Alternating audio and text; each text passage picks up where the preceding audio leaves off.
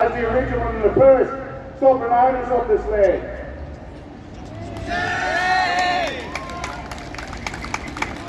When we look at what occurred on the 31st of March, that was representative of a white supremacy uprising led by neo-Nazis and Nazi sentiments.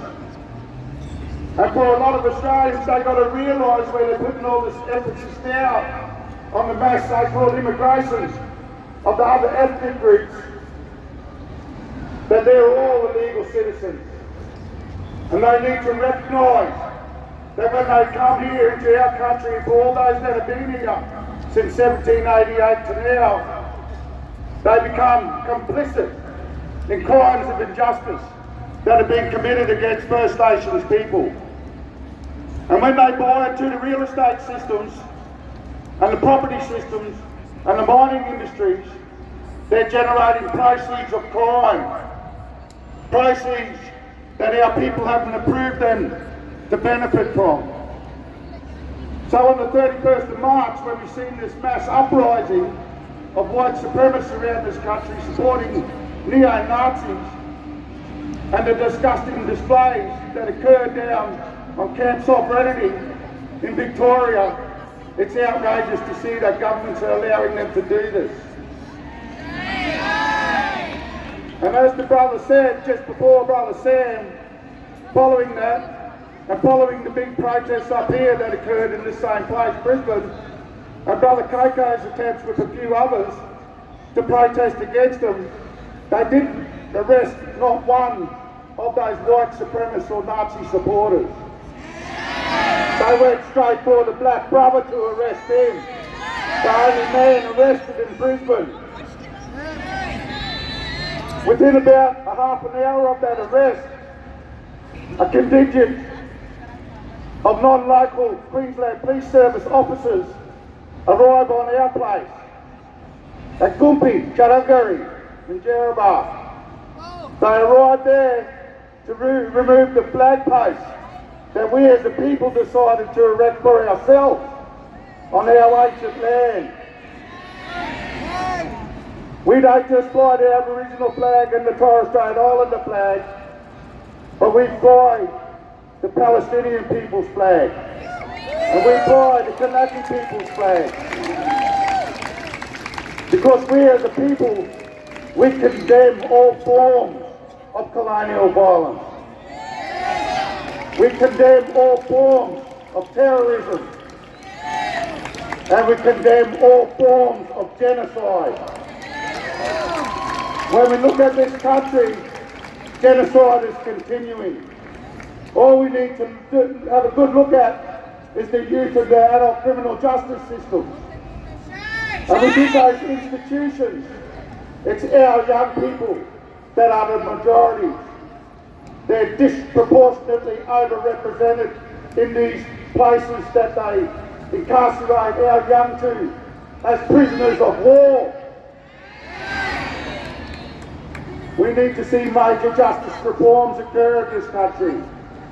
We need to call on all of the Australian people that believe in our liberation and our sovereignty's meaning to stand alongside of us, the original first people of this land, the original first small people of this land. We invite them to stand with us and walk alongside of us in our struggles journey to a place of where all forms of racism are eliminated,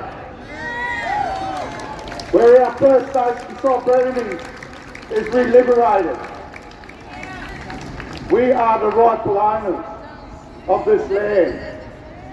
This Australia is founded on crimes, many crimes of injustice, including the mass land theft of Aboriginal land.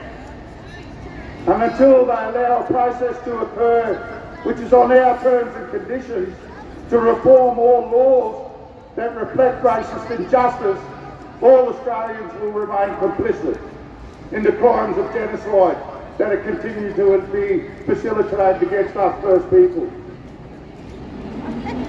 I'd just like to share a little bit else, something else that I put out as a call out to our mobs nationally. And it relates to this day, and it's a follow-on from the 31st of August rallies. And I put the call out nationally to all First Nations people that will be attending these protests today, that we as First Nations people retain diligence in our responsibility as the first law and the first sovereignty owners. We must remember what our ancestors faced, resulting from the historical colonial racist violence. More importantly, we must respect what they also taught us. How from their displaying of generational endurance while retaining pride, respect, self-determination and resistance to injustice. Our ancestors set the examples that we must follow.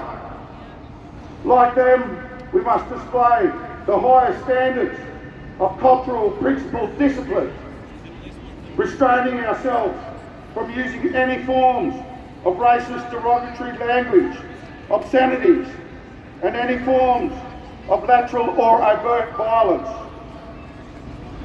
Maintaining cultural ethical integrity while also being prepared to protect and defend ourselves from any forms of violence and aggression. We can be loud and proud in our stance of unity while standing in full solidarity.